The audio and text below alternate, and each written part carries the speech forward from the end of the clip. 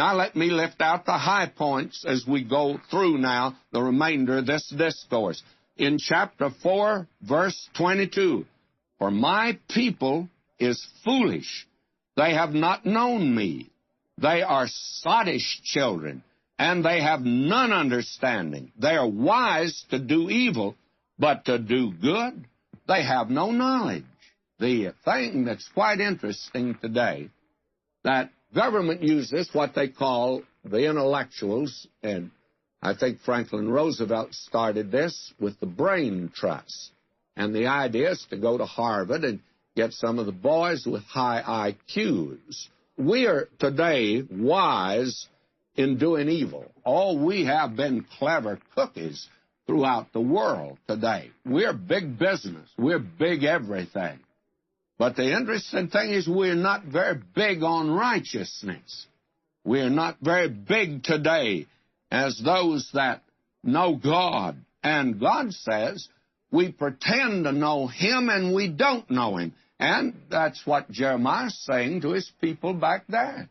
That these people, they're foolish. They say they know God. And this man's written this article about the Bible. I don't think he's competent to write an article about the Bible any more than I'm competent to write an article on the congressional record.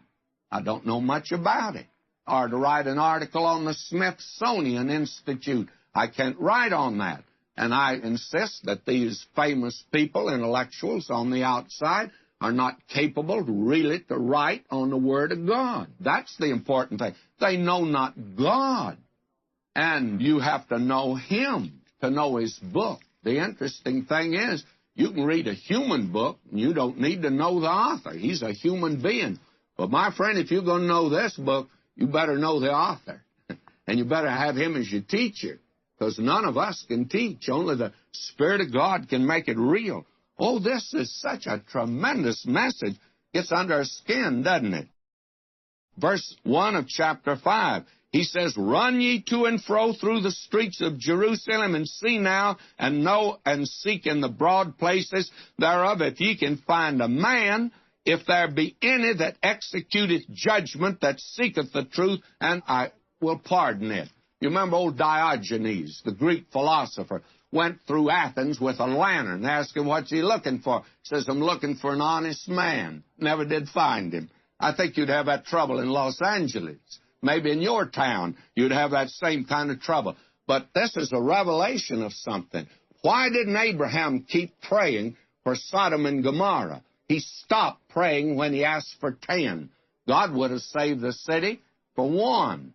And he had to get that one out of the city, and he got Lot out before he could destroy the city. This is a tremendous message. Now, listen how he speaks of his people. "They were as fed horses in the morning. Everyone neighed after his neighbor's wife." What's the big sin in this country today? Sex is the sin, but we don't call it sin today. It's just a new morality, you see. But you see, God still speaks of it. And may I say, this is sarcasm of the first water. Every man's neighing like a horse for his neighbor's wife. What a picture of our contemporary culture today. And what a message it is. Now, over in verse 27, "As a cage is full of birds, so are their houses full of deceit. Therefore they become great and waxen rich." A great many kids went out and became hippies because of the condition that was in the home. I've talked to them. I think that would be a pretty good estimate. Now in chapter 6, here is the revelation that this Reformation was only on the surface. Verse 14, "They have healed also the hurt of the daughter of my people slightly, saying, Peace, peace, when there is no peace." There was a little healing, but it was like pouring talcum powder on a cancer and say that you've healed it. And there are those who do that too. And they were saying peace when there was no peace. And I hear a great deal about peace today. But may I say to you, we're getting ready for, I think, maybe the great final conflict. Now, he accuses them of covetousness. He says in verse 13, "For from the least of them, even to the greatest of them, everyone is given to covetousness." That's the great sin of America today. They covet gold and silver, riches, fame, and the neighbor's wife. Those are the things today that men covet. Now, as we've given these two verses on rejection, they have rejected. God says, you've rejected my law. God says that I will reject you. And when I reject you, the men of the world are going to reject you. Interesting, isn't it? And it is working out in our day. A great nation that has spent billions of dollars. We've tried to buy friends throughout the world. We are not loved today by any means in this big, bad world because we rejected God, and God will reject us.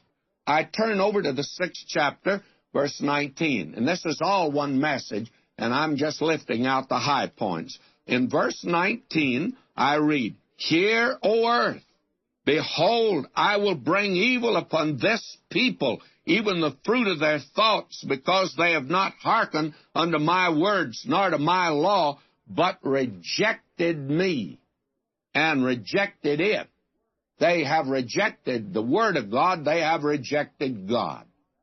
Now, when they do that, then there's something that always follows. God rejects them. Notice verse 30, the last verse in this message.